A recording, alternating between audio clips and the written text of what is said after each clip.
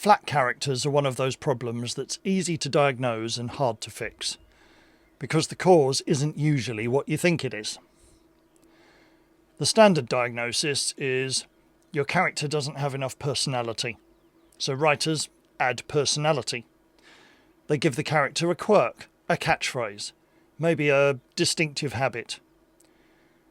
The character now does something recognisable every time they appear, but they still feel flat. The quirk hasn't fixed it. It's just made the flatness more decorated. The real problem, almost always, is not personality. It's further inside than that. The character doesn't have a rich enough inner life, desires, fears, contradictions, history, to feel like a person rather than a function. A character wants something. This sounds basic, but many characters in early drafts are essentially passive. Things happen to them. They respond. They do what the plot requires. Real people want things. They pursue things. They have goals that sometimes conflict with what they say they want. Your character's desire, what they're after, what they're afraid of losing, is their driving force. Without it, they're just moving through the story. This desire is likely to be complicated by their history. People don't arrive at their wants out of nowhere. A character who desperately needs approval is that way for a reason. Something in their past led them to it.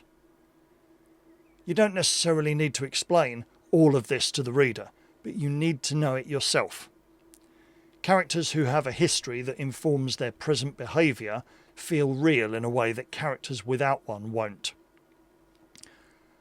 The character also needs some form of contradiction. Real people are inconsistent.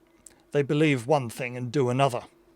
They say they don't care and then reveal that they care enormously. They're brave in one area of their life and completely avoidant in another. Characters who are consistent throughout, reliably brave, reliably kind, reliably self-destructive, feel like stereotypes rather than people. The contradictions they show are what creates the sense of psychological depth. And the character needs to demonstrate their drivers. We need access to how they feel about what's happening, not in a constant stream of reported emotion, but in the moments where their guard is let down and we can peer behind the curtain. When something happens, what does it mean to this person, given everything they want and fear and believe? That meaning needs to come through on the page. And when these things do appear on the page, they don't have to be shown in big flashing lights. Sometimes it's the subtleties that carry it best. The glistening eye, the tightness of a breath, the brush of a hand on a shoulder, the lowered heart rate. These things, if put in carefully and deliberately, can be more powerful than describing the emotional impact directly. It relates to the ideas of showing and telling, which you'll find in another of my videos. Here's a quick practical test. Take your main character and answer these 4 questions without referring to the manuscript. What do they want more than anything? What are they afraid of? What is the biggest lie they tell themselves?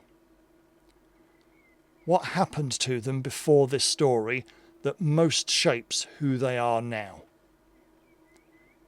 If you can answer all 4 clearly, the character has the foundations for depth. If you can't, or if the answers feel thin, that's where the flatness is coming from. Secondary characters get flat for a different reason.